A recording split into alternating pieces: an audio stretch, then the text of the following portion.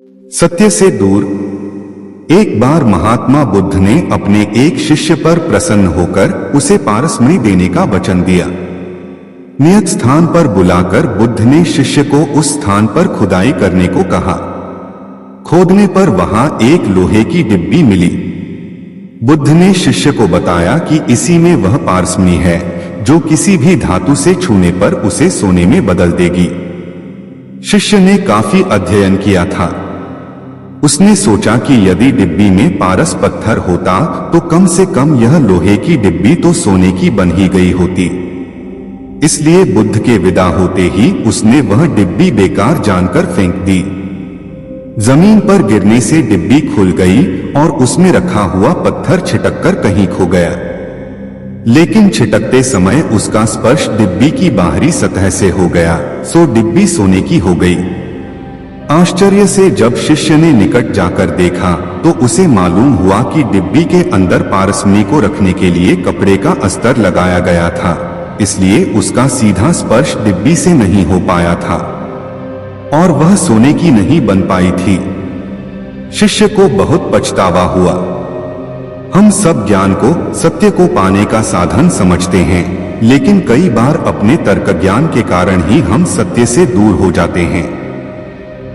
शिष्य अपने अधिक ज्ञान के कारण ही सत्य, पारसमणि से वंचित रह गया। बुद्ध का चमत्कार। किसी नगर में एक दुकानदार था। उसकी कपड़े की दुकान थी। वह बड़ा ही ईमानदार था और अपने ग्राहकों के साथ उसका व्यवहार बड़ा अच्छा रहता था, इसलिए उसकी दुकान खूब चलती थी। अचानक दुकानदार के सामने एक कठिनाई आ गई। उसका छोटा लड़का उसके साथ दुकान पर बैठता था। जाने कहां से उसको आदत पड़ गई कि दुकान पर जो भी खरीदार आता वह उसकी टोपी या पगड़ी उतारकर फेंक देता।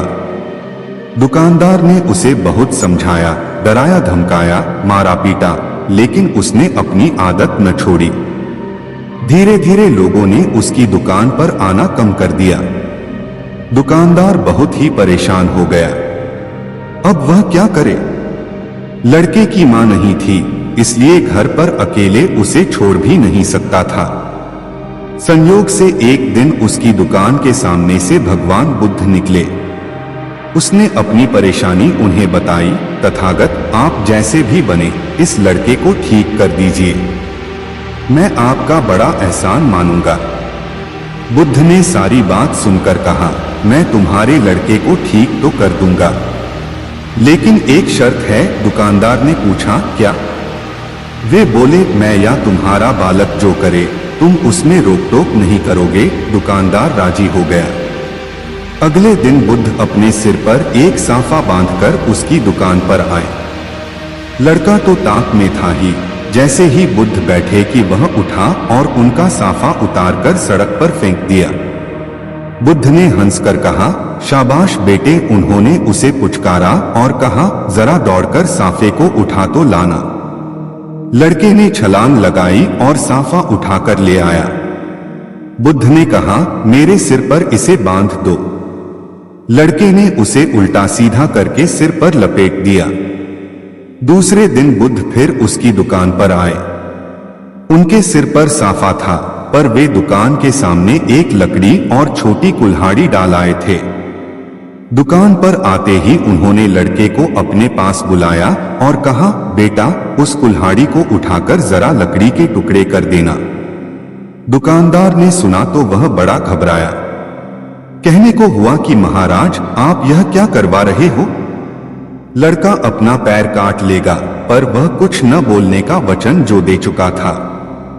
लड़के ने कूदकर कुल्हाड़ी उठा ली और लकड़ी को काटने लगा। वह थोड़ी ही देर में थककर लौट आया और बुद्ध के पास बैठ गया।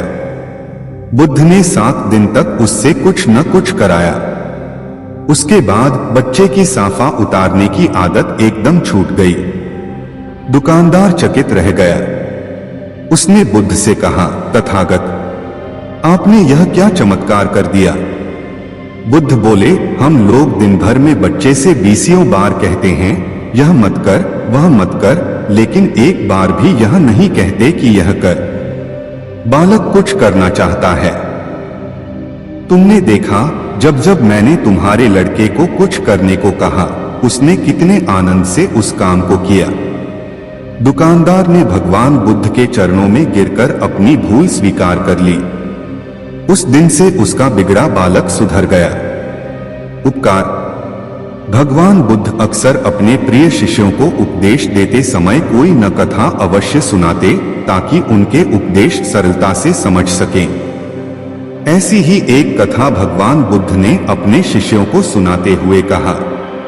एक स्त्री थी, उसकी आंखें चली गई। पहले एक गई, फिर दूसरी। वह बहुत परेशान रहने लगी। पति अपनी अंधी पत्नी का बोझ कब तक उठाता। वह उससे अलग रहने लगा।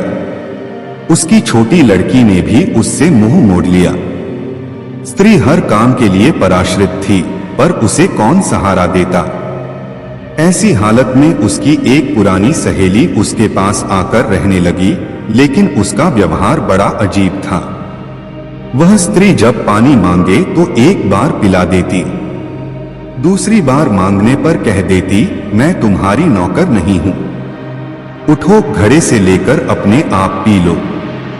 वह कपड़े मांगती तो एक बार दे देती, दूसरी बार मांगने पर कह देती, अलमारी में रखे हैं, जाओ अपने आप ले आओ। कभी उसका मन घूमने का होता तो एक बार साथ चली जाती। दूसरी बार जाने की बात आती तो कह देती, मुझे काम है, तुम अकेली घूम जाओ। अंधी स्त्री मन महसूस कर उठती और अपने काम करती। सच्चाई यह थी कि सहेली उसे कम प्यार नहीं करती थी और न ही काम से बचना चाहती थी। वह बार बार दया दिखाकर उसको सदा के लिए अपाहिज नहीं बनाना चाहती थी। धीरे धीरे वह स्त्री सब काम अपने आप करने लगी। उसे किसी के सहारे की जरूरत न रही। तब उसने समझा कि उसकी सहेली ने उसके ऊपर बहुत बड़ा उपकार किया है। फिर वह अंधों की एक संस्था में चली गई और वहां उसने जाने कितने असहाय भाई बहनों को अपने पैरों पर खड़ा होना सिखाया। जीने का मार्ग। समीप एक सांप रहता था। वह बड़ा ही तेज था। जो किसी गांव के समीप एक सांप रहता था, वह बड़ा ही तेज थाल को जान ले लेता। सारे गांव के लोग उससे तंग आ गए। वे उसे रात दिन कोसते। आखिरकार उन्होंने उस मार्ग से निकलना ही छोड़ दिया। गांव का वह हिस्सा उजाड़ सा हो गया। एक दिन महात्मा बुद्ध भ्रमण करते हुए उस गांव में आए। लोगों ने उस सांप के उत्पात की बात उन्हें बताई। गांव वालों की बात सुनकर बुद्ध सांप के पास गए और उसे समझाते हुए बोले, यह जन्म बार बार नहीं मिलता। ऐसा जीना किस काम का कि लोग गालियां दें। सांप ने पूछा, मैं क्या करूं? बुद्ध बोले, तुम हमला करना छोड़ दो, सबके साथ प्यार का व्यवहार करो। सांप ने उनकी बात मान ली। उस दिन से वह खुले मैदान में चुपचाप पड़ा रहता। लोगों को यह मालूम हुआ तो उनका डर धीरे धीरे दूर हो गया और वे उधर से बेधड़क आने जाने लगे। अब गांव के बच्चे वहां इकट्ठे हो जाते और उसको ईंट पत्थर मारते, उसके बदन में लकड़ी चुभोते। बेचारा सांप सब कुछ सहन कर लेता। संयोग से एक दिन पुनः महात्मा उधर से निकले। उसकी बुरी हालत देखकर वे चकित रह गए। उन्होंने पूछा, अरे तुम्हें यह क्या हो गया? सांप ने सारा हाल कह सुनाया। सुनकर बुद्ध बोले, भाई मैंने तुझे काटने से रोका था, लेकिन फुफकारने से तो मना नहीं किया। जो अपने तेज को प्रकट नहीं करता, उसे कोई जीने नहीं देता है।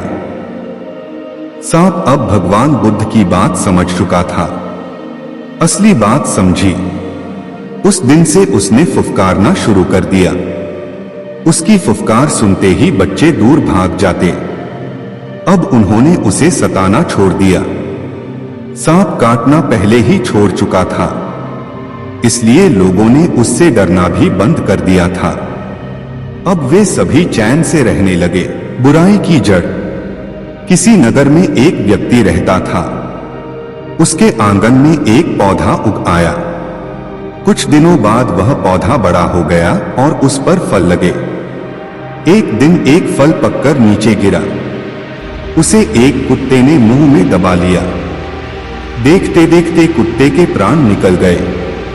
आदमी ने सोचा होगी कोई बात। उसका ध्यान फल की ओर नहीं गया। कुछ समय बाद पड़ोसी का लड़का आया। बढ़िया फल देखकर उसका मन ललचाया। उसने एक फल तोड़ा और जैसे ही दांत से काटा कि वह बेजान होकर गिर पड़ा। अब वह व्यक्ति समझ गया कि यह विषवृक्ष है। उसे बड़ा गुस्सा आया। उसने कुल्हाड़ी ली और वृक्ष के सारे फल काट काट कर गिरा दिए। लेकिन थोड़े दिन बाद फिर फल उग आए और इस बार पहले से भी बड़े बड़े फल लगे। उसने फिर कुल्हाड़ी उठाई और एक एक शाखा को काट डाला। न रहेगा बांस न बजेगी बांसुरी। उसने चैन की सांस ली। परंतु कुछ ही दिन बाद सारा पेड़ फिर लहलहा उठा और फलों से लद गया। आदमी ने सिर पकड़ लिया। अब वह क्या करे? वह व्यक्ति बुद्ध की शरण में गया और सारा हाल कह सुनाया। सारा हाल सुनकर बुद्ध ने कहा, तुम बड़े भोले हो। तुमने फल तोड़े, शाखाएं काटी, पर यह नहीं सोचा कि जब तक जड़ रहेगी, पेड़ रहेगा, तब तक फल आते रहेंगे। तुम चाहते हो कि इस बला से छुटकारा मिले तो इसकी जड़ को काटो। उस व्यक्ति को बोध हुआ। तब उसने समझा कि बुराई की ऊपरी काट छांट से वह नहीं मिट तो उसकी जड़ काटनी चाहिए। उसने कुल्हाड़ी लेकर पेड़ की जड़ को काट दिया और हमेशा के लिए चिंता से मुक्त हो गया। सुख और शांति। 10,000 साल पहले की घटना है। युद्ध एक गांव में ठहरे हुए थे। एक व्यक्ति उनके पास आया और बोला, भंते, तुम 30 साल से लोगों को शांति, सत्य और मोक्ष की बात समझा रहे हो, लेकिन कितने लोग हैं जिन्हें मोक्ष प्राप्त हो गया? बुद्ध उसकी बात सुनकर बोले, तुम आकर मिलो, तब तुम्हारी बात का जवाब दूंगा, लेकिन एक काम करना। क्या? उस व्यक्ति ने पूछा। बुद्ध ने कहा, सारे गांव का चक्कर लगाकर लोगों से लिखवा लाना कि कौन कौन शांति चाहते हैं, कौन सत्य और कौन मोक्ष। आपने यह अच्छा कहा भंते। वह आदमी चकित होकर बोला, कौन होगा ऐसा अभागा जो इन चीजों को नहीं चाहेगा? बुद्ध ने कहा, तुम एक बार पता तो लगाओ कि कौन आदमी किस चीज की कामना करता है। उस व्यक्ति ने घंटों गांव में चक्कर लगाया, लेकिन एक भी आदमी ऐसा नहीं मिला जो शांति, सत्य और मोक्ष चाहता हो। किसी ने कहा, मुझे रोगों से छुटकारा चाहिए, किसी ने कहा, मुझे संतान चाहिए, किसी ने कहा, मुझे नौकरी चाहिए, किसी ने कहा, मुझे लंबी उम्र चाहिए। वह व्यक्ति हैरान रह गया। फिर बुद्ध के पास लौट आया। बोला, यह तो बड़ा अजीब गांव है महाराज। कोई कुछ चाहता है, कोई कुछ, किंतु शांति, सत्य और मोक्ष की आकांक्षा रखने वाला एक भी आदमी नहीं है। बुद्ध ने कहा, इसमें अजीब क्या है? हम में से ज्यादातर लोग सुख चाहते हैं, शांति नहीं, और सुख पाने के लिए शांति के उल्टे रास्ते पर चलते हैं। सुख मार्ग शांति का मार्ग नहीं है। मन की महिमा। एक बार भगवान बुद्ध के 2 शिष्य उनसे मिलने जा रहे थे। पूरे दिन का सफर था। चलते चलते रास्ते में एक नदी पड़ी। उन्होंने देखा कि उस नदी में एक स्त्री डूब रही है। बौद्ध भिक्षुओं के लिए स्त्री का स्पर्श वर्जित माना जाता है। ऐसी दशा में क्या हो? उन दोनों भिक्षुओं में से एक ने कहा, हमें धर्म की मर्यादा का पालन करना चाहिए। स्त्री डूब रही है तो डूबे, हमें क्या? लेकिन दूसरा भिक्षु अत्यंत दयावान था। उसने कहा, हमारे रहते कोई इस तरह मरे, यह तो मैं सहन नहीं कर सकता। इतना कहकर वह पानी में कूद पड़ा और डूबती स्त्री को पकड़ लिया। कुछ समय पश्चात कंधे का सहारा देकर किनारे पर ले आया। दूसरे भिक्षु ने उसकी बड़ी भर्त्सना की। रास्ते भर वह कहता रहा कि मैं जाकर तथागत से कहूंगा कि आज तुमने मर्यादा का उल्लंघन करके कितना बड़ा पाप किया है। दोनों बुद्ध के सामने पहुंचे तो दूसरे भिक्षु ने एक सांस में सारी बात कह सुनाई। भंते, मैंने इसको बहुत रोका पर यह माना ही नहीं। बड़ा भयंकर पाप किया है इसने। बुद्ध ने उसकी बात बड़े ध्यान से सुनी, फिर पूछा, इस भिक्षु द्वारा उस स्त्री को कंधे पर बाहर लाने में कितना समय लगा होगा? कम से कम 15 मिनट तो लग ही गए होंगे। अच्छा, बुद्ध ने पूछा, इस घटना के बाद यहाँ आने में तुम लोगों को कितना समय लगा? भिक्षु ने हिसाब लगाकर उत्तर दिया, यही कोई 6 घंटे। बुद्ध ने कहा, भले आदमी, इस बेचारे ने तो स्त्री को 15 मिनट ही अपने कंधे पर रखा, लेकिन तू तो उसे 6 घंटे से अपने मन में बिठाए हुए है। बोल, दोनों में बड़ा पापी कौन है? बेचारा भिक्षु निरुत्तर हो गया। वह समझ गया कि मन की बड़ी महिमा है। सच्चा साधु। एक व्यक्ति अकेला रहता था। एक दिन उसको विचार आया कि अकेले पूरी जिंदगी कैसे बीतेगी, किसी अनाथ बच्चे को गोद ले लिया जाए। अगले दिन वह सुबह उठा और सीधे एक अनाथालय पहुंच गया। उसने एक 8 साल के बच्चे को चुना और उसको घर ले आया। उसने उसका नाम मनसापूर्ण रखा। वह रोज ऑफिस जाने से पहले मनसापूर्ण के लिए खाना बनाकर रख जाता। मनसापूर्ण बिल्कुल शांत, कम बोलने वाला था और एकांत में बैठा रहता था। इस व्यक्ति को उसके साथ रहकर कुछ आध्यात्मिक अनुभव होने लगे। कभी कोई झरना गिरने की आवाज सुनाई देती तो कभी कोई बिजली कड़कने की चमचमाहट। यह शुरू में तो डरने लगा, मगर जब मनसापूर्ण को देखता कि वह शांत है, जैसे कुछ हुआ ही नहीं, तो यह भी चुप हो जाता। एक दिन शाम को जब यह ऑफिस से घर आया तो इसने देखा कि मनसापूर्ण घर पर नहीं है। इसने सारे घर में देखा, घर के बाहर चारों तरफ देखा, आवाजें लगाई, मगर मनसापूर्ण कहीं नहीं मिला। यह परेशान हो गया और उस रात बिना खाए पिए ही सो गया। अगले दिन ऑफिस चला गया, मगर वहां मन नहीं लगा। किसी तरह शाम को घर पहुंचा, यह आश लिए कि शायद मनसापूर्ण आ गया होगा, मगर निराशा ही हाथ लगी। 1 हफ्ता बीत गया, मनसापूर्ण नहीं आया। 3 महीने बीत चुके थे। यह उदास हो चुका था कि शायद इसकी जिंदगी में अकेलापन ही है। तभी रात में किसी ने दरवाजा खटखटाया। यह उत्सुकतावश दरवाजे पर लपका और देखा कि एक साधु मनसापूर्ण को साथ लेकर आए थे। उसने दोनों को अंदर बुलाया। साधु का आदर सत्कार कर दोनों को भोजन कराया। तब साधु ने कहा कि यह जो तुम बच्चा लाए थे, यह एक सिद्ध पुरुष है। जब हमें अंतर्दृष्टि से यह अनुभव हुआ, तब तक आप इनको यहाँ ला चुके थे।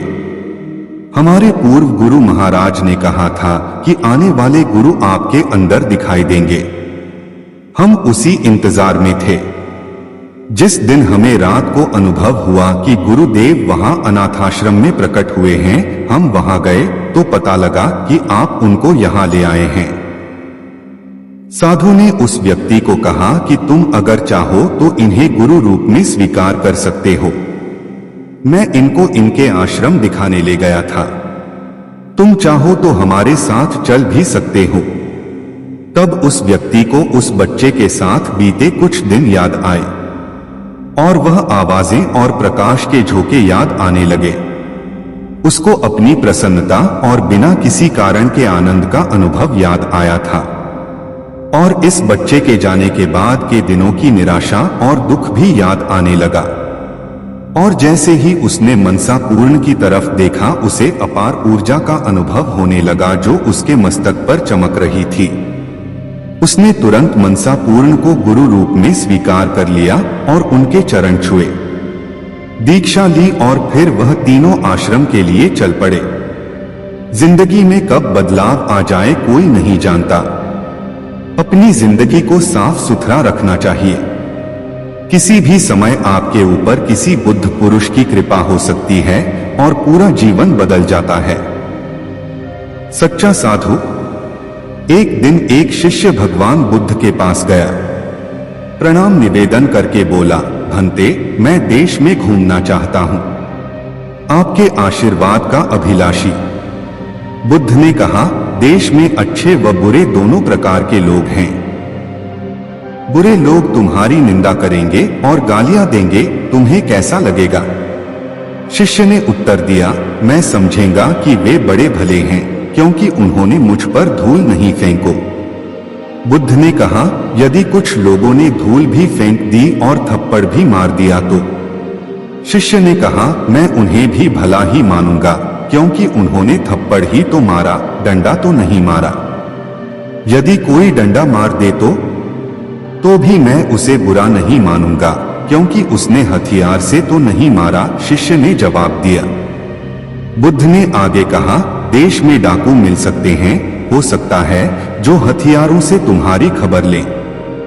तो क्या हुआ? शिष्य ने कहा, मैं उन्हें दयालु ही समझूंगा, क्योंकि उन्होंने मुझे जीवित छोड़ दिया। बुद्ध ने कहा, वे तुम्हें मार भी तो सकते हैं। शिष्य बोला, इसके लिए मैं उनका एहसान मानूंगा। यह संसार दुख स्वरूप है, बहुत दिन जीने से दुख ही दुख देखना पड़ता है, पर आत्महत्या करना महापाप है। यदि कोई दूसरा मार दे तो उसका उपकार ही होगा। शिष्य के उत्तर सुनकर भगवान बुद्ध को बड़ा हर्ष हुआ। उन्होंने कहा, सच्चा साधु वही है जो किसी भी अवस्था में किसी को बुरा नहीं मानता, जो दूसरों की बुराई नहीं देखता, दूसरों को अच्छा ही समझता है, वही परिव्राजक होने के योग्य है। तुम जाओ और देश में खूब घूमो। बुद्ध की सिखावन। भगवान बुद्ध की धर्मसभा में एक व्यक्ति प्रतिदिन जाया करता था और उनके प्रवचन सुना करता था। उसका यह क्रम 1 महीने तक चला, लेकिन उसके जीवन पर इसका कोई प्रभाव नहीं पड़ा। बुद्ध बार बार समझाते थे, लोभ, द्वेष और मोह पाप के मूल हैं। इन्हें त्यागो, पर वह बेचारा इन बुराइयों से बचना तो दूर, इनमें और फंसता ही जा रहा था। बुद्ध कहते थे, क्रोध करने वाले पर जो क्रोध करता है उससे उसका ही अहित होता है, पर जो क्रोध का जवाब क्रोध से नहीं देता वह एक भारी युद्ध जीत लेता है। हैरान होकर वह बुद्ध के पास गया और उन्हें प्रणाम निवेदन करके बोला, भते, 1 महीने से मैं आपके प्रवचन सुन रहा हूं, लेकिन मुझ पर उनका जरा भी असर नहीं पड़ा। बुद्ध ने मुस्कुराकर उसकी ओर देखा और कहा, अच्छा, कहाँ के रहने वाले हो? श्रावस्ती का। यहाँ राजगृह से श्रावस्ती कितनी दूर है? उसने बता दिया। कैसे जाते हो वहां? सवारी से। कितना समय लगता है? इतना, उसने हिसाब लगाकर बता दिया। ठीक, अब यह बताओ, यहां बैठे बैठे राजगृह पहुंच गए, यह कैसे हो सकता है? वहां पहुंचने के लिए तो चलना होगा। बुद्ध ने बड़े प्यार से कहा, तुमने सही कहा, चलने पर ही मंजिल पर पहुंचा जा सकता है। इसी तरह अच्छी बातों पर असर तभी पड़ता है जब उन पर अमल किया जाए। उपदेश का मोल। गौतम बुद्ध एकांत स्थान पर बैठकर साधना में लीन थे। कुछ देर के पश्चात उन्होंने अपनी आंखें खोली तो अपने प्रिय शिष्यों को सामने पाया। सभी शिष्य गौतम बुद्ध से कुछ जानने के लिए आतुर थे। एक शिष्य ने आगे बढ़कर कहा, भंते, हम जानना चाहते हैं कि उपदेशों का वास्तविक मोल क्या होता है। शिष्यों को संबोधित करते हुए भगवान बुद्ध बोले, यह आवश्यक नहीं कि कोई भी साधु संत पूर्ण व्याख्या करके ही उपदेश दे, बल्कि वह किसी भी कार्य अथवा इशारे मात्र से भी उपदेश का महत्व समझा सकता है। इसी विषय में मैं तुम्हें एक कथा सुनाता हूं, सुनो। किसी नगर में एक सेठ रहता था। उसके पास अपार धन था। उसका व्यापार दूर दूर तक फैला हुआ था। एक दिन एक साधु उसके दरवाजे पर भिक्षा मांगने के लिए आया। सेठ ने उसे भिक्षा दे दी। भिक्षा लेकर जब साधु जाने लगा तो सेठ ने उसे रोककर कहा, महाराज, मुझे कुछ उपदेश तो देते जाइए। साधु ने उसकी ओर देखा और बोला, हफ्ते भर बाद आज ही के दिन मैं फिर आऊंगा, तब उपदेश दूंगा। अपने वादे के अनुसार अगले हफ्ते साधु आया। सेठ तो उसकी राह ही देख रहा था। उसने उसे देने के लिए तरह तरह के पकवान तैयार करवा रखे थे। साधु ने उसके आगे अपना कमंडल कर दिया, लेकिन सेठ जैसे ही उसने कुछ पकवान डालने को हुआ कि उसका हाथ वहीं का वहीं रुक गया। बोला, स्वामी जी, इसमें तो कूड़ा है। तो साधु ने प्रश्न भरी निगाह से उसकी ओर देखा। सेठ ने कहा, इसे साफ कर दीजिए। साधु ने उसे झाड़कर पोंछ दिया। सेठ ने उसमें खाने की चीजें डाल दी। भिक्षा लेकर साधु जाने लगा तो सेठ ने कहा, महाराज, आप तो जा रहे, क्या भूल गए कि आज आपने मुझे उपदेश देने का वचन दिया था? साधु बोला, अरे, क्या तुम्हें उपदेश नहीं मिला? तो सुनो, मेरे कमंडल में जब गंदगी थी तो तुमने उसमें खाने की चीजें नहीं डाली, उसे साफ करा लिया। इसी तरह तुम्हारे अंदर काम, क्रोध, लोभ, मोह आदि जाने कितनी बुराइयां भरी पड़ी हैं। पहले उन्हें साफ करो, तब कुछ पा सकोगे। तब सेठ को साधु के उपदेश का मोल समझ में आया और उसने उसको अपने जीवन में ढालने का प्रयत्न किया। आलस का फल। गौतम तम बुद्ध के प्रिय शिष्यों में एक ऐसा भी था जो बहुत आलसी था, परंतु वे उसे भी उतना ही स्नेह करते जितना अन्य शिष्यों को। एक दिन गौतम बुद्ध ने उस शिष्य को एक कथा सुनाते हुए कहा, किसी गांव में एक ब्राह्मण रहा करता था। वह बड़ा भला आदमी था, लेकिन साथ ही काम को टाला करता था। वह यह मानकर चलता था कि जो कुछ होता है भाग्य से होता है। वह अपने हाथ पैर नहीं हिलाता था। वह बहुत आलसी था। एक दिन एक साधु उसके घर आया। ब्राह्मण और उसकी घरवाली ने उसका खूब आदर सत्कार किया। साधु ने चलते समय खुश होकर ब्राह्मण से कहा, तुम बहुत गरीब हो, लो, मैं तुम्हें पारस पथरी देता हूं। 7 दिन के बाद मैं आऊंगा और इसे ले जाऊंगा। इस बीच तुम जितना सोना बनाना चाहो बना लेना। ब्राह्मण ने पथरी ले ली। साधु चला गया। उसके जाने के पश्चात ब्राह्मण ने घर में लोहा खोजा। उसे बहुत थोड़ा लोहा मिला। वह उसी को सोना बनाकर बेच आया और कुछ सामान खरीद लाया। अगले दिन स्त्री के बहुत जोर देने पर लोहा खरीदने बाजार में गया तो लोहा कुछ महंगा था। वह घर लौट आया। 2-3 दिन बाद फिर वह बाजार गया तो पता चला कि लोहा अब पहले से भी महंगा हो गया है। कोई बात नहीं, उसने सोचा, 1-2 दिन में भाव जरूर नीचे आ जाएगा, तभी खरीदेंगे। किंतु लोहा सस्ता नहीं हुआ और दिन बीतते गए।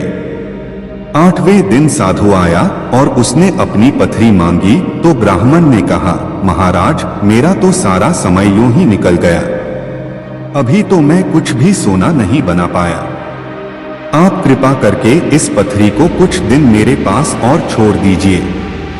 लेकिन साधु राजी नहीं हुआ। उसने कहा, तुम जैसा आदमी जीवन में कुछ नहीं कर सकता। तुम्हारी जगह और कोई होता तो कुछ का कुछ कर डालता।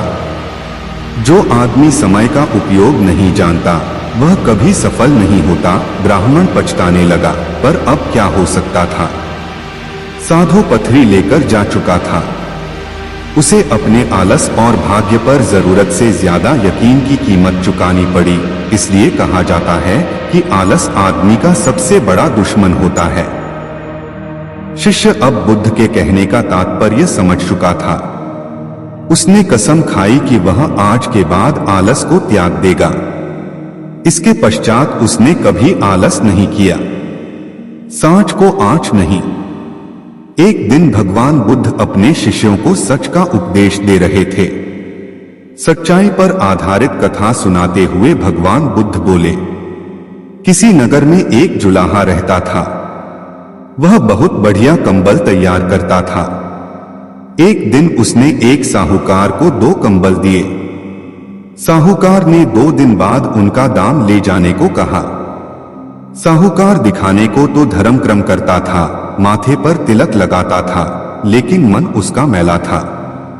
वह अपना रोजगार छलकपट से चलाता था। 2 दिन बाद जुलाहा अपना पैसा लेने आया तो साहूकार ने कहा, मेरे यहाँ आग लग गई, उसमें दोनों कंबल जल गए, तो अब मैं दाम क्यों दूं? जुलाहा बोला, यह नहीं हो सकता, मेरा धंधा सच्चाई पर चलता है और सच में कभी आग नहीं लग सकती। जुलाहे के कंधे पर एक कंबल पड़ा था, उसे सामने करते हुए उसने कहा, यह लो, लगाओ इसमें आग। साहूकार बोला, मेरे यहाँ कंबलों के पास मिट्टी का तेल रखा था, कंबल उसमें भीग गए थे इसलिए जल गए। जुलाहे ने कहा, तो इसे भी मिट्टी के तेल में भिगो लो। काफी लोग वहां इकट्ठे हो गए। सबके सामने कंबल को मिट्टी के तेल में भिगोकर आग लगा दी गई। लोगों ने देखा कि तेल जल गया, लेकिन कंबल जैसा था वैसा बना रहा। जुलाहे ने कहा, याद रखो, सांच को आंच नहीं। साहूकार ने लज्जा से सिर झुका लिया और जुलाहे के पैसे चुका दिए। सच ही कहा है कि जिसके साथ सच होता है उसका साथ तो भगवान भी नहीं छोड़ता। पसीने की कमाई। एक दिन बुद्ध भ्रमण करते हुए एक गांव में जा पहुंचे। उनका नाम सुनकर एक सेठ उनके पास आया। महात्मा बुद्ध के लिए तरह तरह के स्वादिष्ट भोजन का थाल लाया था। बुद्ध ने थाल की ओर देखा और खाना खाने से इनकार कर दिया। इतने में एक लुहार वहां आया। वह जौ की 2 रूखी रोटियां लाया था। बुद्ध ने वे रोटियां ले ली और बड़े आनंद के साथ खाने लगे। सेठ ने आश्चर्य से बुद्ध की ओर देखा, उसे बड़ा बुरा लगा।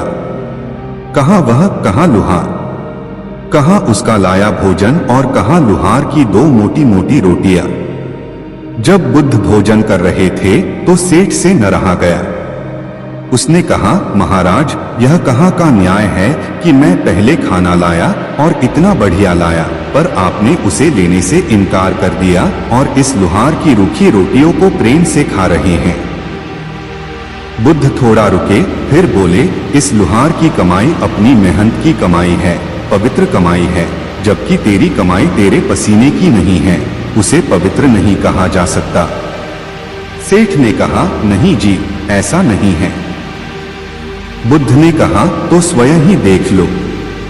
इतना सुनकर बुद्ध ने लुहार की लाई रोटी को एक हाथ में और सेठ के मालपुए को दूसरे हाथ के बीच रखकर निचोड़ा तो लुहार द्वारा लाई गई रोटी को निचोड़ने पर दूध की धार निकली और सेठ द्वारा लाए गए मालपुए को निचोड़ने पर रक्त निकला।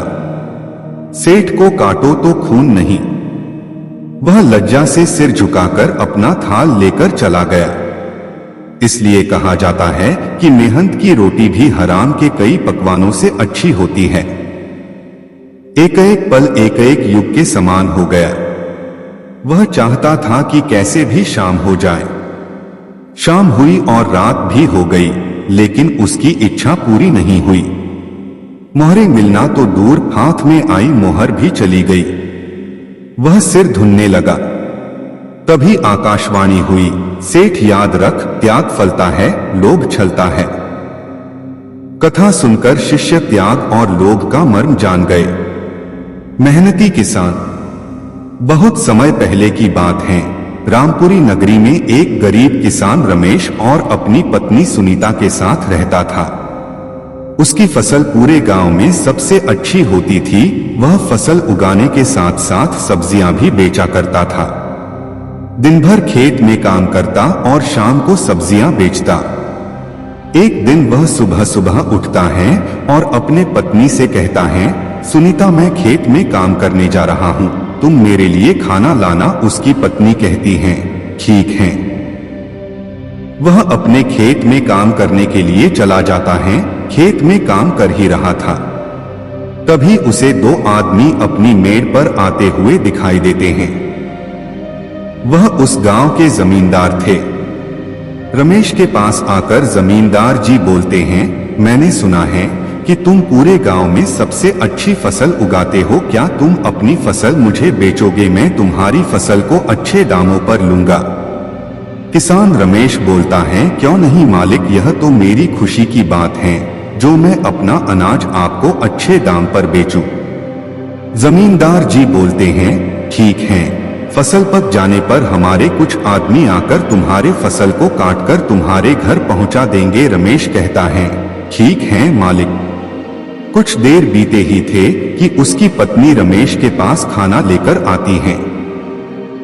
रमेश खुशी से बोलता है, अभी थोड़ी देर पहले जमींदार साहब आए थे, उनको हमारी फसल चाहिए, वह हमें अपनी फसल की अच्छी कीमत देंगे। यह सुनकर सुनीता बहुत खुश होती हैं। दोनों साथ काम कर घर चले जाते हैं। रमेश अपने खेत में कड़ी मेहनत कर अच्छी फसल उगाता है। उसकी फसल सोने जैसे चमक रही थी। यह देखकर वह बहुत खुश होता है, क्योंकि इस बार उसे फसल की अच्छे दाम मिलेंगे। फसल पककर तैयार हो जाती है। रमेश हंसिया लेकर अपने खेत में जा पहुंचता है फसल काटने के लिए। तभी वहां कुछ जमींदार के आदमी आते हैं। वह भी फसल कटाई करने में उसकी मदद करते हैं। कुछ समय बाद फसल की कटाई कर अनाज निकल जाता है और अनाज की बोरी बनाकर रमेश के घर पहुंचा दिया जाता है। जमींदार के आदमी रमेश से कहता है, मालिक के आदमी आएंगे कल, वो तुम्हारी अनाज को ले जाएंगे। रमेश और सुनीता रात का भोजन करके सो जाते हैं। उनके घर में उसी रात चोर आकर उनके सारे अनाज को चुरा ले जाते हैं। जब सुबह उन दोनों को चोरी का पता लगता है, वह दोनों बहुत उदास हो जाते हैं। वह यह सोचता है कि जब जमींदार का आदमी आएगा तो मैं उसे क्या जवाब दूंगा। थोड़ी देर बाद जमींदार का आदमी आता है और रमेश से कहता है, लाओ रमेश अपना फसल दो। रमेश उदास मन से कहता है, मेरी अनाज चोरी हो गई। क्या तुम्हारी अनाज चोरी हो गई? तुम शीघ्र ही मलिक के पास चलो। रमेश कहता है, ठीक है। वह दोनों जमींदार के पास जाते हैं। जमींदार साहब, मेरी अनाज किसी ने रात को चोरी कर ली। जमींदार बोलता है, तुम अधिक पैसों के लालच में अपनी अनाज किसी और को तो नहीं बेच दी? रमेश कहता है, नहीं मालिक, मैं ऐसा करके इस गांव से कहां जाऊंगा। अगर मैं ऐसा करूंगा तो कभी ना कभी आपको यह बात अवश्य ही पता चलेगी। जमींदार कहते हैं, ठीक है रमेश, कोई बात नहीं, तुम मुझे अगली बार अपनी अनाज बेच देना। रमेश उदास मन से अपने घर वापस लौट जाता है। रमेश अब शाम को सब्जियां बेचने जाता। सब्जियां बेचकर वह अपने घर का खर्च चलता। रात का भोजन करते समय सुनीता बोलती हैं, सब्जियां बेचकर हमारा गुजारा नहीं हो सकता, हमें कोई और रास्ता सोचना होगा। रमेश आचार का टुकड़ा खाने के लिए उठाता है। तभी उसे एक उपाय सोचता है। वह सुनीता से कहता है, क्यों ना मैं आचार बेचने का काम शुरू करूं और तुम आचार भी अच्छा बनाती हो। सुनीता आचार बनाने में जुट जाती हैं और रमेश उन आचार को बाजार में बेचने जाता है। उस दिन आचार की बिक्री काफी अच्छी होती है। वह घर आकर अपनी पत्नी से कहता है, हमें आचार की मात्रा और बढ़ानी होगी, लोग तुम्हारे आचार को बेहद ही पसंद कर रहे हैं। सुनीता और अधिक आचार बनती हैं। रमेश उसे बाजार में बेचता। ऐसा करते करते वह एक आचार की दुकान खोल लेता है। अब सारे गांव के लोग उसके दुकान पर आचार खरीदने आते। बिना सेवा विद्या नाही। धीरे धीरे शाम ढलती जा रही थी। अंधेरा गहराता जा रहा था। बुद्ध के शिष्यों के चेहरों पर थकान साफ झलक रही थी। बुद्ध समझ चुके थे कि शिष्यों को विश्राम की आवश्यकता है। अतः उन्होंने एक सुरक्षित स्थान देखकर शिष्यों को रुकने का आदेश दिया। कुछ समय पश्चात एक शिष्य ने बुद्ध से प्रश्न किया, भंते, क्या विद्या को किसी से बल द्वारा भी सीखा जा सकता है? कदापि नहीं, विद्या को केवल सेवाभाव से ही सीखा जा सकता है। इसी संबंध में मैं तुम्हें एक बहुत बलशाली राजा की कथा सुनाता हूँ, सुनो। एक फकीर था। वह जंगल में घासपूस की कुटिया बनाकर रहता था। उसे एक विद्या आती थी। वह पीतल को सोना बना देता था, लेकिन इस विद्या का प्रयोग वह तभी करता था जब उसे उसकी बहुत आवश्यकता होती थी, और वह भी गरीबों के फायदे के लिए। एक दिन एक बहुत ही गरीब ब्राह्मण उसके पास आया। उसको अपनी लड़की का विवाह करना था और उसके पास एक फूटी कौड़ी भी नहीं थी। उसने फकीर को अपनी परेशानी बताई। फकीर ने समझ लिया कि यह सचमुच परेशानी में है। उसने पीतल के एक बर्तन को सोने का बनाकर उसे दे दिया और कहा कि इस बर्तन को बेचकर उन रुपयों से अपनी बेटी का विवाह कर लेना। ब्राह्मण उस बर्तन को लेकर एक सुनार की दुकान पर गया। जब उसने सुनार को वह बर्तन दिखाया तो सुनार को संदेह हुआ। ऐसे फटेहाल आदमी के पास सोने का बर्तन हो न हो, यह राजा का ही है। सुनार उसे पकड़कर राजा के पास ले गया। राजा ने पूछा कि क्या बात है, तो उसने सारी बात सच सच बता दी। बात सुनकर राजा के मन में लालच आ गया। उसने सोचा फकीर को बुलाकर यह विद्या अवश्य सीखनी चाहिए। यह सोचकर उसने ब्राह्मण को तो छोड़ दिया, साथ ही अपने एक सिपाही से कहा कि जाओ और उस फकीर को पकड़कर ले आओ। सिपाही गया और थोड़ी देर में ही फकीर को लेकर आ गया। राजा ने कहा, फकीर तुम पीतल को सोना बनाना जानते हो? फकीर बोला, जी हाँ। राजा ने कहा, यह विद्या हमें सिखा दो। फकीर निडरता से बोला, नहीं, मैं ऐसा नहीं कर सकता। जानते हो मैं कौन हूं? राजा ने कड़क कर कहा। फकीर बोला, जानता हूं, खूब अच्छी तरह से जानता हूं। राजा को बहुत गुस्सा आया। उसने कहा, मैं तुम्हें 15 दिन का समय देता हूं। अगर इस बीच तुमने मुझे विद्या सिखा दी तो ठीक, नहीं तो फांसी पर लटकवा दूंगा। उसने फकीर को भेज दिया। वह रोज शाम को उसके पास सिपाही भेजता कि वह तैयार है या नहीं। फकीर का एक ही उत्तर, नहीं। ऐसी विद्या को राजा छोड़ना नहीं चाहता। उसने देख लिया कि फकीर को डराने धमकाने से कोई नतीजा नहीं निकलेगा, तो उसने दूसरा उपाय सोचा। जब 7 दिन बाकी रह गए तो उसने अपना भेष बदला और फकीर के पास जाकर उसकी सेवा करने लगा। उसने फकीर की इतनी सेवा की कि फकीर खुश हो गया। फकीर ने पूछा, बोल तू क्या चाहता है? राजा ने कहा, मुझे आप वह विद्या सिखा दीजिए जिससे आप पीतल से सोना बना देते हैं। फकीर ने उसे विद्या सिखा दी और कहा, देख, इसका इस्तेमाल दीन दुखियों की भलाई के लिए ही करना।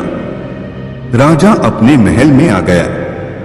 15वें दिन उसने फकीर को बुलाया और कहा, बोलो विद्या सिखाने को तैयार हो या नहीं? फकीर ने कहा, नहीं। तो तुम्हें फांसी लगवा दूं? जरूर। तब राजा ने गर्व से हंसकर कहा, जिस विद्या का तुम्हें इतना घमंड है उसे मैं जानता हूं। इतना कहकर राजा ने एक पीतल के बर्तन को सोने का बनाकर दिखा दिया। फकीर ने कहा, राजन तुमने यह विद्या किसी की सेवा करके सीखी है।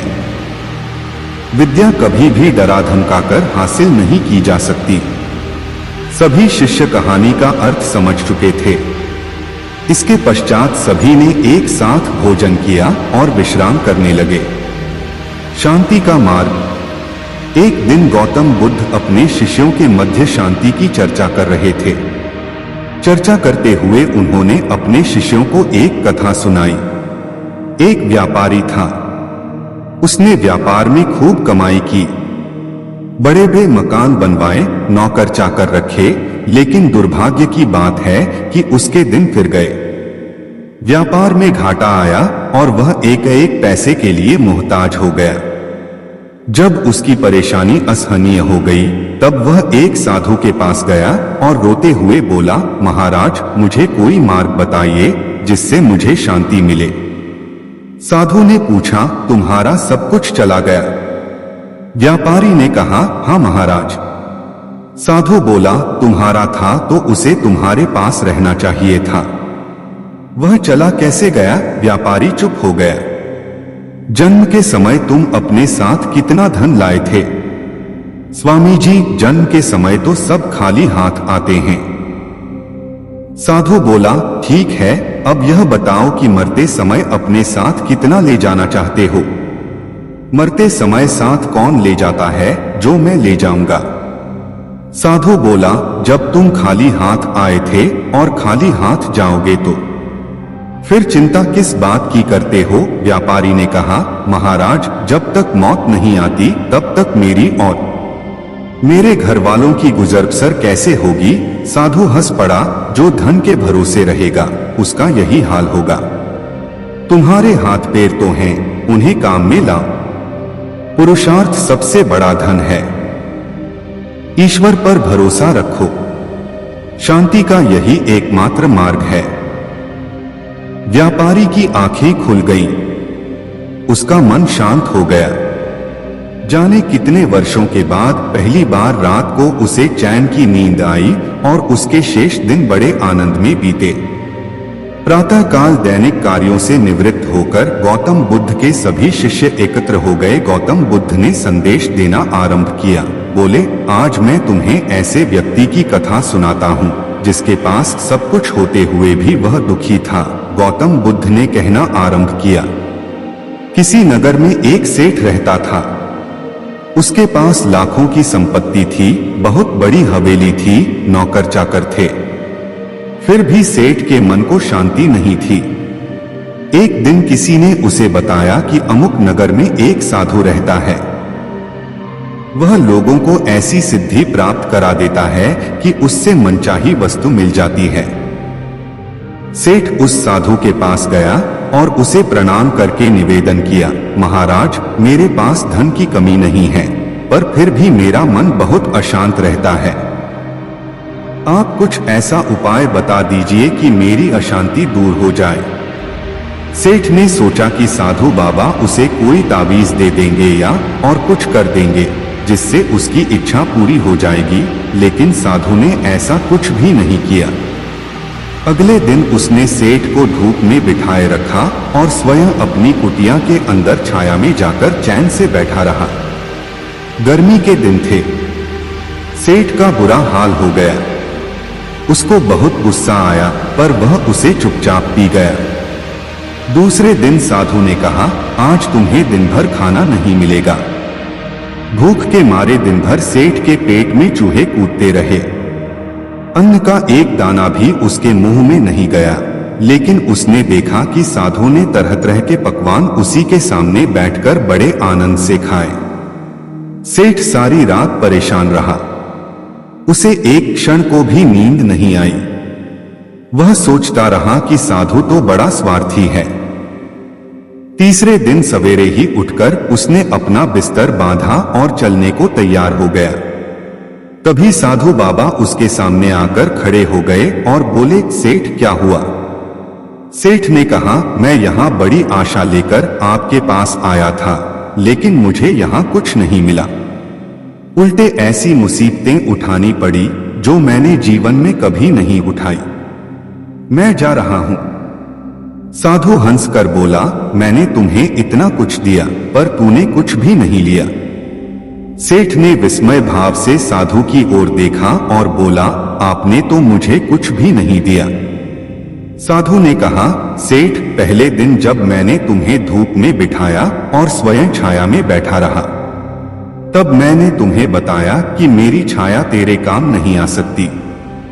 जब मेरी बात तेरी समझ में नहीं आई तो दूसरे दिन मैंने तुम्हें भूखा रखा और स्वयं खूब अच्छी तरह खाना खाया। उससे मैंने तुम्हें समझाया कि मेरे खा लेने से तेरा पेट नहीं भर सकता। सेठ, याद रख, मेरी साधना से तुझे सिद्धि नहीं मिलेगी। धन तूने खुद पुरुषार्थ से कमाया है और शांति भी तुझे अपने ही पुरुषार्थ से मिलेगी। सेठ की आंखें खुल गईं।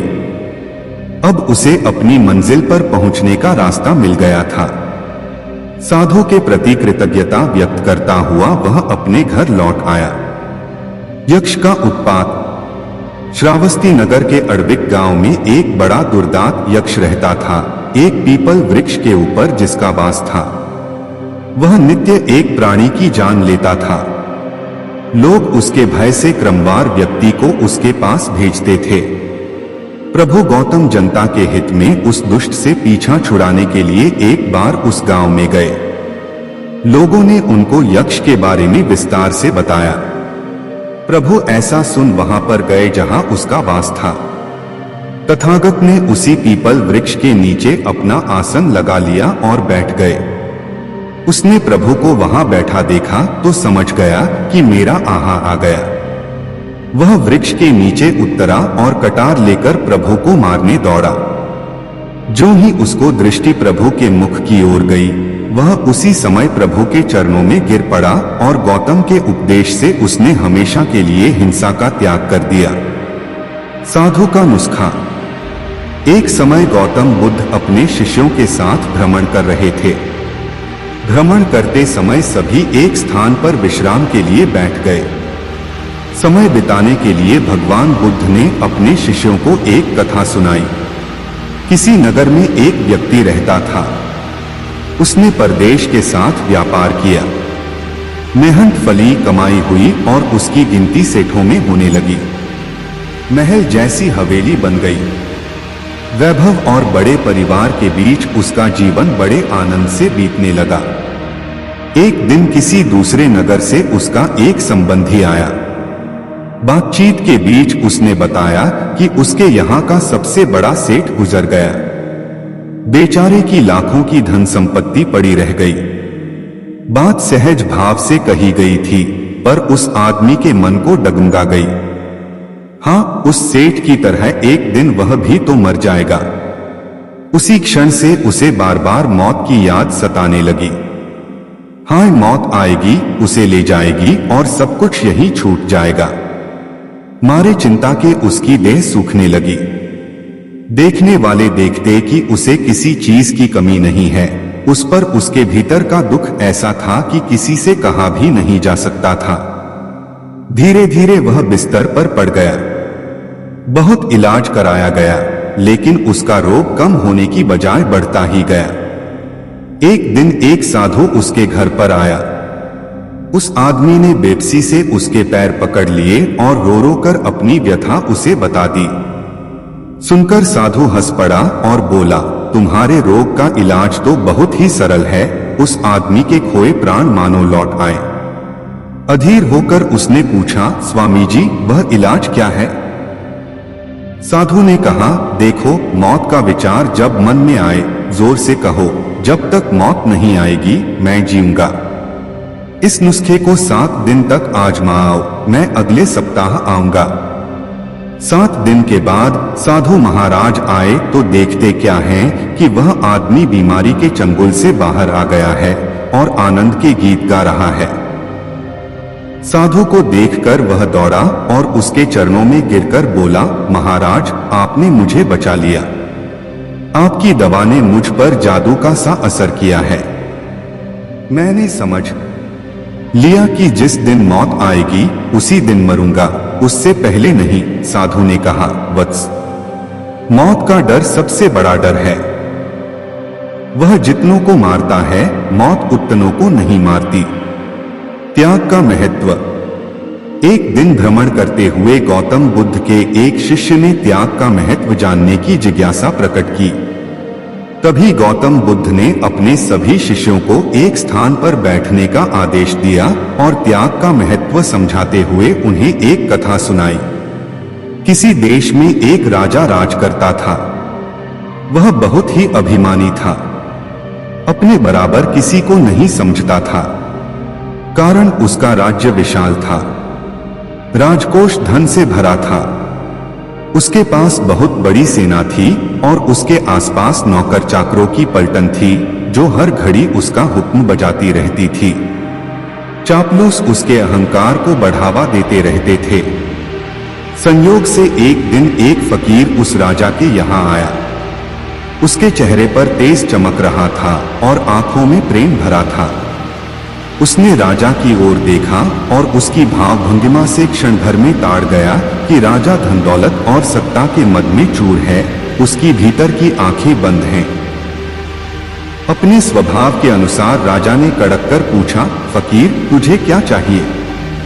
मुस्कुराकर फकीर ने कहा, राजन, मैं आपसे कुछ लेने नहीं अपितु आपको कुछ देने आया हूं। सुनकर राजा के अभिमान को गहरी चोट लगी। उसने सोचा कि इस भिखमंगे की इतनी जुर्रत कि मुझ जैसे वैभवशाली और सर्वसत्ताधारी के साथ ऐसा व्यवहार करे। राजा ने चीखकर कहा, ऐ फकीर, छोटे मुंह बड़ी बात करते तुझे शर्म नहीं आती? जिसके पास फूटी कौड़ी भी नहीं वह किसी को क्या देगा? जो स्वयं दर दर से भीख मांगता है वह राजा की बराबरी क्या करेगा? फकीर राजा की गोप्ती सुनकर हंसता हुए बोला, आप ठीक कहते हैं महाराज, आपके पास बहुत कुछ है जो मेरे पास नहीं है, पर राजन अकिंचन के पास भी कुछ होता है जो दुनिया की माया से अधिक महत्व रखता है। राजा की आंखों में खून उतर आया। अपनी बकवास बंद करो, जैसे किसी रोगी से बात कर रहा हो। फकीर ने कहा, राजन, बिना त्याग के भोग बेस्वाद है। वैभव में जब त्याग जुड़ जाता है तो वह महक उठता है। जानते हो, त्याग के आते ही अहंकार मिट जाता है, आसक्ति दूर हो जाती है और अंदर की आंखें खुल जाती हैं। फकीर के शब्दों में मानो कोई जादू था। राजा को बोध हुआ, उसका सोया हुआ इंसान जाग उठा। उसने अनुभव किया कि त्यागी के आगे भोगी कितना छोटा है। उसकी आंखों से अज्ञान का पर्दा हटते ही उसके जीवन में एक नया मोड़ आ गया। आठ कहना उचित नहीं होगा कि त्याग का महत्व सर्वोपरि होता है। कहते हुए बुद्ध ने सभी शिष्यों को आगे चलने का आदेश दिया। ब्राह्मण और मणि को जब यह पता चला तो उन्होंने यही विचार किया कि राजा बहुत दानी और नेक दिल है। उसने अपना सब कुछ दान कर दिया, यहां तक कि शायद उनके पास खाने को भी कुछ नहीं है। ऐसे हालत में हमें उन लोगों की सहायता करनी चाहिए। ब्राह्मण ने ब्राह्मणी से कहा, अगर तू कहे तो इसमें से कुछ बीज राजा को दे दूं। तू कहती है इससे सब्जी और खाने की चीजें मिल जाती हैं। ब्राह्मणी ने कहा, हाँ, मैं रोज इसके बदले सौदा लिया करती हूँ। ऐसा कहकर ब्राह्मणी एक टोकरी बीज भर लाई। ब्राह्मण राजा के पास पहुंचा और उसे वो मोती दिए और राजा को सारी बात बताई। राजा उन मोतियों को देखकर चौंक गया। उसने मोती राजहंस को दिए। राजहंस उन्हें चुगने लगे। यह देख राजा ने ब्राह्मण से कहा, एक एक मोती सैकड़ों रुपए का है। सच बताएं, आपके पास इतने मोती कहां से आए? ब्राह्मण बोला, महाराज, ऐसे बीज तो हमारे घर पर बहुत हैं। और राजा को पूरी बात बताई।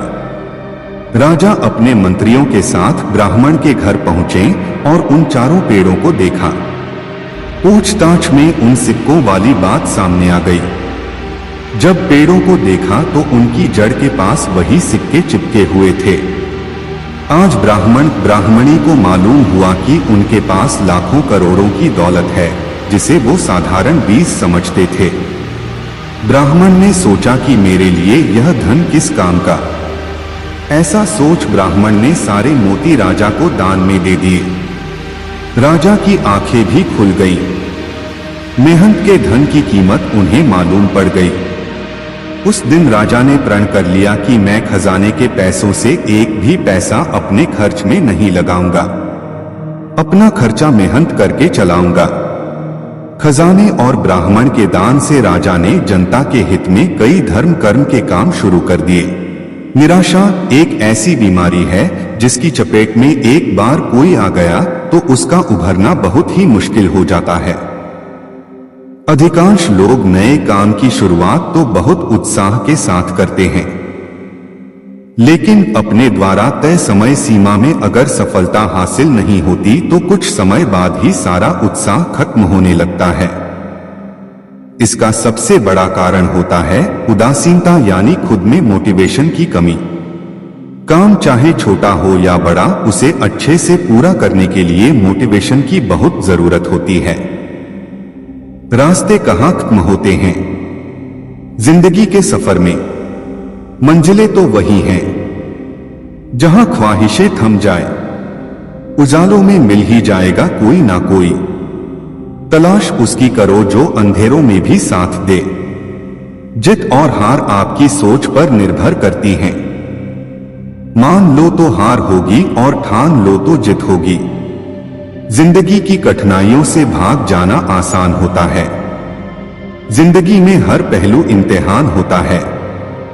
डरने वालों को नहीं मिलता कुछ जिंदगी में, लड़ने वालों के कदमों में जहान होता है। यही जज्बा रहा तो मुश्किलों का हल भी निकलेगा।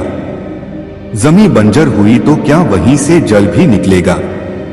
ना हो मायूस ना घबरा अंधेरों से मेरे साथी, इन्हीं रातों के दामन से सुनहरा कल भी निकलेगा। जीवन की सबसे बड़ी खुशी उस काम को करने में है जिसे लोग कहते हैं तुम नहीं कर सकते। खुद को इतना कमजोर मत होने दो कि तुम्हें किसी के एहसान की जरूरत हो। दर्द गम डर जो भी है बस तेरे अंदर है। खुद के बनाए पिंजरे से निकलकर देख, तू भी एक सिकंदर है। जिंदगी में आप कितनी बार हारे ये कोई मायने नहीं रखता, क्योंकि आप जीतने के लिए पैदा हुए हैं। बारिश की बूंदें भले ही छोटी हों, लेकिन उनका लगातार बरसना बड़ी नदियों का बहाव बन जाता है। वैसे ही हमारे छोटे छोटे प्रयास भी जिंदगी में बड़ा परिवर्तन ला सकते हैं। जीवन की सबसे बड़ी खुशी उस काम को करने में है जिसे लोग कहते हैं तुम नहीं कर सकते। मैं वो खेल नहीं खेलता जिसमें जीतना फिक्स हो, क्योंकि जीतने का मजा तब है जब हारने का रिस्क हो। पीठ हमेशा मजबूत रखनी चाहिए, क्योंकि शाबाशी और धोखा दोनों पीछे से ही मिलते हैं। जीवन में गिरना भी अच्छा है, औकात का पता चलता है। बढ़ते हैं जब हाथ उठाने को तो अपनों का पता चलता है। जब तक आप अपनी समस्याओं एवं कठिनाइयों की वजह दूसरों को मानते हैं, तब तक आप अपनी समस्याओं एवं कठिनाइयों को मिटा नहीं सकते। जब लोग आपसे खफा होने लग जाएं, तो आप समझ लेना कि आप सही राह पर हैं। उस जगह पे हमेशा खामोश रहना जहां दो कौड़ी के लोग अपनी हैसियत के गुण गाते हैं। दुनिया की कोई परेशानी आपके साहस से बड़ी नहीं है। यदि किसी काम को करने में डर लगे तो याद रखना यह संकेत है कि आपका काम वाकई में बहादुरी से भरा हुआ है। जिंदगी में तपिश कितनी भी हो कभी हताश मत होना, क्योंकि धूप कितनी भी तेज हो समंदर कभी सूखा नहीं करते। क्रोध के समय थोड़ा रुक जाएं और गलती के समय थोड़ा झुक जाएं, तो दुनिया की सब समस्याएं हल हो जाएगी। जब तक शिक्षा का मकसद नौकरी पाना होगा, तब तक समाज में नौकर ही पैदा होंगे, मालिक नहीं। लाखों ठोकरों के बाद भी संभालता रहूंगा, गिरकर फिर से उठूंगा और चलता रहूंगा। किसी के पैरों में गिरकर कामयाबी पाने से बेहतर है अपने पैरों पर चलकर कुछ बनने की ठान लो। अगर सफलता पानी है दोस्त, तो कभी वक्त और हालात पे रोना नहीं। मंजिल दूर ही सही पर घबराना मत दोस्तों, क्योंकि नदी कभी नहीं पूछती कि समुंदर अभी कितना दूर है।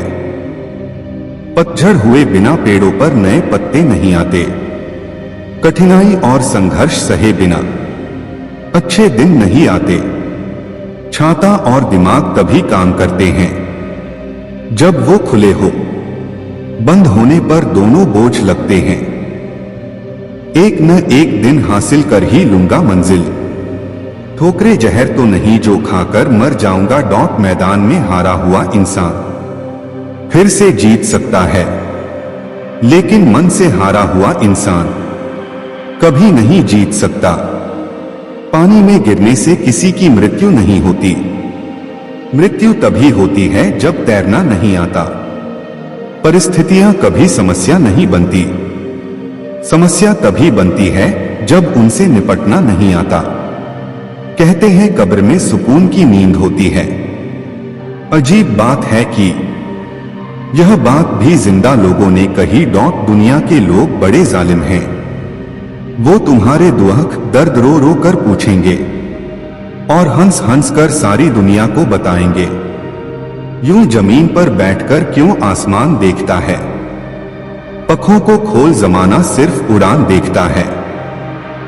पतझड़ हुए बिना पेड़ पर नए पत्ते नहीं आते। ठीक उसी तरह परेशानी और कठिनाई सहे बिना इंसान के अच्छे दिन नहीं आते। न कोई कठिनाई न कोई तकलीफ तो क्या मजा है जीने में। बड़े बड़े तूफान थम जाते हैं जब आग लगी हो सीने में। जो व्यक्ति अपनी गलतियों के लिए खुद से लड़ता है उसे कोई भी हरा नहीं सकता।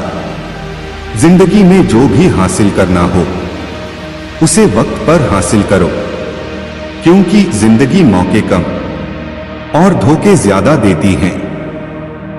जीतने का मजा तभी आता है जब सभी आपके हारने का इंतजार कर रहे हो। कुछ अलग करना है तो भीड़ से हटकर चलो। भीड़ साहस तो देती है पर पहचान छीन लेती है।